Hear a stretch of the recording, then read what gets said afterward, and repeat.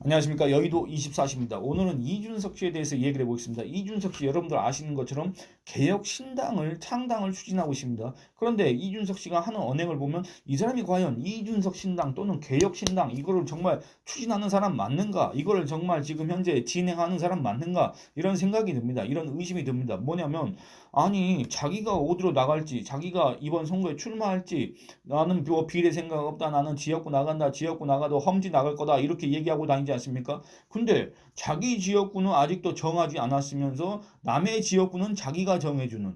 그러니까 그 이준석 씨 하는 행태를 보면은 이준석 씨가 더불어민주당과 국민의힘의 공천관리위원장 노릇을 자임하고 있는 거 아닌가. 뭔가 착각하고 있는 거 아닌가. 이런 생각이 듭니다. 또 한편으로는 자기가 뭔가 어린 김종인, 이런 코스프레를 하듯이 김종인 뭡니까? 자기가 대한민국 선거판을 다 주도하고 주름 잡는 전략가라고 자처하지 않습니까? 그런 식으로 언행을 하지 않습니까? 그러니까 그 김종인과 똑같은 어린 김종인 식으로 자기가 이 대한민국 선거판을 꿰뚫어 보고 있다. 이런 착각을 하고 있는 거 아닌가 이런 생각이 든다 그겁니다. 이준석 씨가 이낙연 전 대표, 이낙연 전 더불어민주당 대표가 지금 새로운 미래라는 신당을 추진하고 있지 않습니까? 이 이낙연 전 대표가 이런 얘기를 했습니다. 자기 이번 총선에 불출마한다. 이렇게 얘기했습니다. 물론 대선에 대해서는 얘기는 안 했습니다. 그러니까 이번 총선에서 자기가 입을 정치적 타격은 최소화하고 나는 대선 시간 버티기를 해가지고 대선에 나갈 거다. 그 시간은 뭡니까? 바로 이재명이 아웃되는 그 시간을 내가 기다렸다가 난 대선에 간다. 나 이번 총선은 내 계파를 키우고 그 다음에 민주당에서 살짝 떨어졌다가 다시 민주당으로 돌아갈 그 일종의 근거지를 만드는 거지. 내 의석, 내 국회의원, 나 이미 5방 했는데 무슨 상관이 있느냐? 아무런 의미가 없다. 이거지 않습니까? 근데 그런 이낙연 씨한테 이준석 씨가 그러면 안 된다. 그럴 거면 뭐 하려고 더불어민주당을 나왔느냐? 사람이 욕심이 있어야 된다. 그러니까 세상에 이낙연 씨가 지금 70이 넘었는데 이제 갓 40살이 된 이준석 씨가 마치 인생을 조언하듯이 사람이 그러면 안 된다. 마치 국회의원 5선하고 광역자치단체장 한 번 하고 국무총리 한 번 하고 집권당 대표까지 했는데도 그 이낙연 씨한테 이준석 씨가 정치 그렇게 하면 안 된다. 이렇게 지금 조언, 코치를 하고 있지 않습니까? 참 그 꼴을 보고 있자니 정말 가관인데 어쨌든 이 이준석 씨가 이낙연 씨한테 이런 얘기를 합니다. 이재명 더불어민주당 대표의 지역구인 인천광역시 계양구 을 지역에 출마를 해라. 그렇게 권유를 하고 있습니다. 뭐라 그랬냐? 이준석 씨가 저라면 인천 계양을로 간다. 근데 딱 한마디만 지금 제가 언급했는데 이런 얘기를 하고 싶습니다. 저라면 그러니까 이준석이라면 인천 계양을로 간다? 그러면 이준석이 인천 계양을로 가면 되지 않습니까? 자기는 안 가고 왜 이낙연한테 가라고 그런지 모르겠습니다. 이준석 씨 뭐라 그러냐? 굉장히 상징성 있는 움직임이 될 수 있을 것이라고 얘기를 했습니다. 더 부연하자면 이 전 총리께서는 전국적으로 인지도가 있는 분이고 여기서 잠깐 끊는다면 이준석은 전국적으로 인지도가 없는 사람입니까? 이준석 씨도 이낙연 씨 못지않게 전국적으로 인지도가 많습니다. 높습니다. 그렇지 않습니까? 또 이준석 주장 누가 봐도 이제 정치에 있어서 도전 기회가 많지 않은 상황 속에서라고 이낙연 씨의 지금 현재 정치 여건을 갖다가 평가를 했는데 근데 여기에 대해서 또 얘기하고 싶은 게 뭐냐면 누가 봐도 이제 정치에 있어서 도전 기회가 많지 않다고 지금 우리 국민들이 여기는 사람 중에 하나가 바로 이준석 씨 아니겠습니까? 이준석 씨 지금 마이너스 3선 중진이라는 조롱을 당하고 있고 이번에 만약에 선거에서 떨어진다면 마이너스 4선 중진했다가 국민의힘에서 그냥 탈당한 게 아니라 국민의힘에서 그동안에 2년 내지는 3년 동안에 온갖 논란을 일으켰고 그렇지 않습니까? 이런 사람이 이제 앞으로 정치를 할 수가 있겠습니까? 그리고 앞으로 지금 소위 제3지대 빅텐트를 한다는 그 과정에서 지금 이낙연 길들이기를 하고 있지 않습니까? 그 전에 이정현 길들이기, 손학규 길들이기, 황교안 길들이기, 윤석열 길들이기 이런 것들을 봤을 때 누가 이준석과 같이 정치를 하고 누가 그 이준석과 뭐 조그만 일이라도 같이 하려고 하겠습니까? 그러니까 우리 국민들이 봤을 때는 이낙연보다는 이준석이 앞으로 정치에 도전할 기회가 그렇게 많지 않을 것이다. 라고 이렇게 판단하는 분도 많이 계실 텐데 이준석 씨는 마치 자기는 거기에 해당 사항이 없는 것처럼 이런 소리를 한가하게 읊고 있다. 이런 겁니다. 그러면서 뭐라고 한다면 지금 시점에서 도전하지 않으신다고 하면 저도 그렇고 많은 국민도 그렇고 좀 의아하게 생각할 것 저는 도전하는 모양새가 좋다고 생각한다 이렇게 얘기했습니다. 그러면서 또 이준석 씨 이낙연 씨한테 호남으로 가라고 얘기를 했습니다.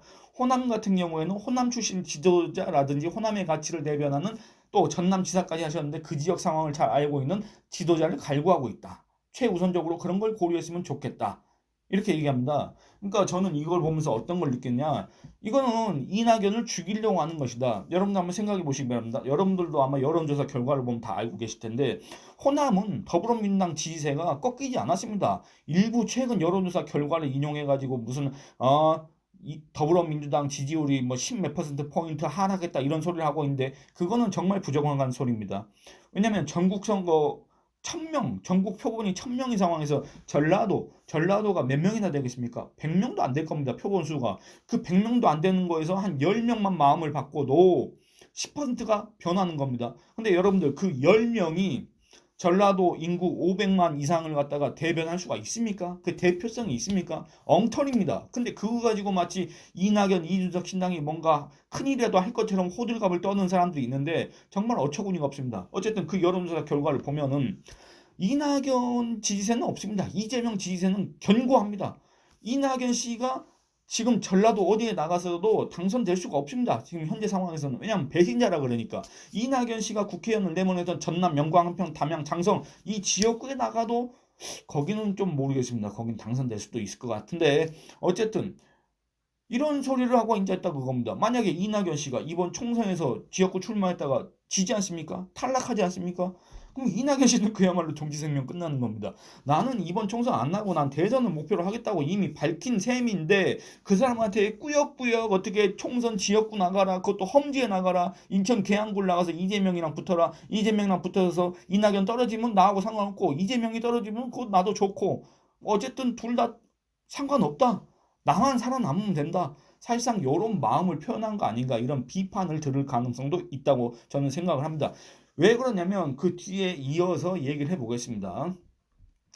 이준석 씨가 이번 총선에만 모든 당의 공천관리위원장식으로 그렇게 자처하는 식으로 언행을 한 게 아닙니다. 옛날 2020년 총선을 앞두고 황교안 자유한국당 그리고 통합하고 나선 미래통합당 대표한테 무슨 얘기를 했냐면 험지 출마해야 된다. 그러니까 이 사람은 꼭 자기하고 뭔가를 하려고 하는 사람 내지는 자기 당의 대표한테 항상 험지 출마 이런 걸 요구합니다.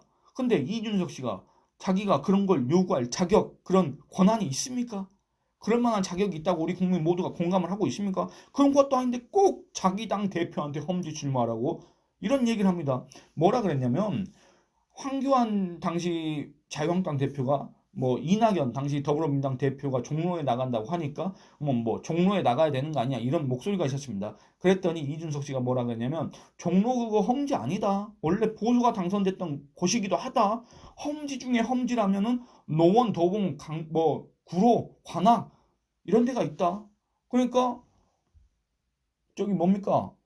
황교안은 서남권 서남권이 어디입니까? 근관구, 금천, 관악구로 있지 않습니까? 요런 데 나가는 게 어떻느냐 이런 얘기를 합니다. 이준석 씨가 뭐라고 했냐면 제가 원래 황교안 대표를 위해서 전략을 고민하는 사람은 아니지만 황교안이 선택할 수 있는 승부수 중에 하나는 진짜 험지 중에 험지에 출마하는 것 호남 이 정도 되면 그거는 당선 가능성이 낮으니까 장난스럽게 비칠 가능성도 있고 여러 가지 오해를 낳을 수 있지만은 그게 아니라 서울 같은 경우에 굉장히 전통적으로 보수가 약한 곳 우리가 보통 서남권에 있는 금천, 관악구로 이렇게 합쳐서 금관구라고 해요 하면서 이 금관구에 황교안 보고 나가라고 그렇게 얘기를 했다고 합니다. 근데 또 이준석의 험지 출마 요구는 황교안에서도 또 그치는 게 아닙니다. 최근에 한동훈 비대위원장이 정계에 들어오기도 전에 법무부 장관일 때 2023년 10월 달에 뭐라 그랬냐면 한동훈 총리 길 막혔으니 총선밖에 없다. 험지 서남권에 출마하기를 무슨 이준석 씨는 서남권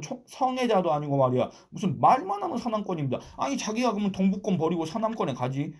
안 그렇습니까? 그렇게 험지 중에 험지, 그렇게 상징성 있는 곳에 가서 그 2030의 표심을 주도하는 차세대 정치 주자라고 자처하는 듯한 언행을 계속 보이고 있는 온갖 선거를 주도하는 전략가인 양 자기가 서울시장도 만들었고 대통령도 만들었고 지방선거도 자기가 다 이겼고 그런 아주 대한민국 역사에서 유일무이한 전략가 이거 이준석이 서남권에 나가면 되는 거 아닙니까? 한동훈 당시 법무부 장관한테 뭐라고 했냐면 저 같으면 강서벨트 중에 하나 나갈 것 같다. 또 국민의힘에 썩 유리하지 않은 서남권, 구로 금천 관악 쪽도 이렇게 얘기를 하면서 한 장관이 그 정도 역할은 해줘야 된다. 상대 정당인 민주당에 그런 이미지를 가진 분이 별로 없다. 이렇게 얘기를 했습니다. 정치 경험이 없는 당대표 대선 주자에게 선거 지원을 하면서 지역구 선거를 뛰라고 하는 것은 애초에 말이 안 되는, 추진하기 어려운, 당이 상당히 위기에 빠질 수 있는 그런 전략입니다. 그런 전략도 아니지. 이거는 한마디로 어마어마한 패착입니다.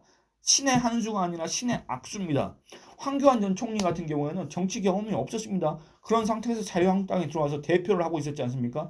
그 대표를 하는 와중에 첫 선거가 바로 2020년 선거였지 않습니까? 전국 선거. 이 전국 선거를 지휘하면서 정치 경험이 없는 초보가 대선 주자 지지율 1위 이낙연과 종로에서 맞붙는다?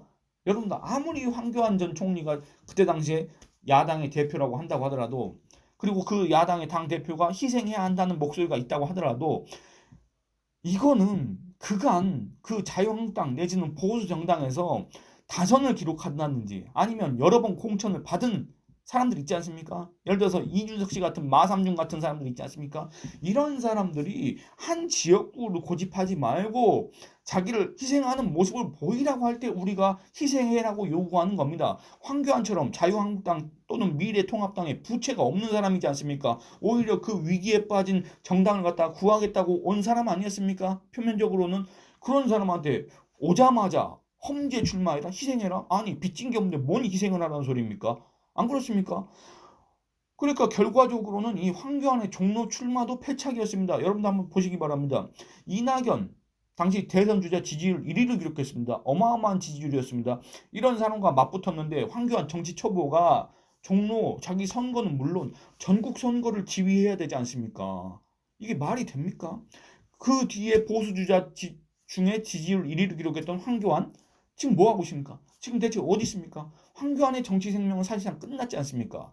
종로도 그런 마당인데 이준석 서남권에 출마하라고, 금관구에 출마하라고, 이게 바로 지금 현재 우리 정치권에서 제갈량모소인 어린 김종인 코스프레를 하고 앉아있는, 또는 자기 입으로 10억 원 선거 컨설팅을 해주는 사람, 또는 영남권 최소 30석을 얻을 수 있다고 자신만만해한 그 전략가 자처, 전략가 호소인 그 이준석의 지금 조언을 따랐다면 대체 어떻게 됐겠습니까? 정치 생명이 끝난 것뿐만 아니라 어떻게 됐겠습니까? 그리고 이런 생각이 듭니다. 이준석 씨 지금 지역구 나간다고 했는데 아직 자기 선거구 출마 지역구 안 정했지 않습니까? 제발 이준석 씨가 인천 계양에 나가고 서남권에 나가, 금강구 노도강 다 나가고 호남에도 가서, 아니 지금 뭐 일부 여론조사 그거 보면은 이준석 신당이 그렇게 지지율이 높다고 하지 않습니까? 이준석 씨, 어? 뭡니까? 대표할 때 뭐라 했습니까? 서진 정책? 서진 정책? 김종인 씨도 마찬가지고 무슨 그 서진 정책 있지 않습니까? 그 서진 정책 호남 가서 자기 그 테스트 해보라 그겁니다. 남의 지역구 정해주지 말고 자기 지역구나 신경 쓰라 그겁니다. 자기 지역구나 정하고 출마를 하든지 말든지. 그렇게 노원병 상계동에서 당선되는 게 소원이었으면 지금이라도 거기 가서 선거 운동을 하든지 예비 후보로 등록을 하든지. 안 그렇습니까? 지금 자기도 그런 상황에서 뭔 자기가 그렇게 전략가라고 남의 공천 지역구를 갖다가 그렇게 신경을 쓰고 앉아 있는지, 아 정말 웃깁니다. 여러분 한번 댓글 남겨주시기 바랍니다. 오늘 이만 줄이겠습니다. 감사합니다.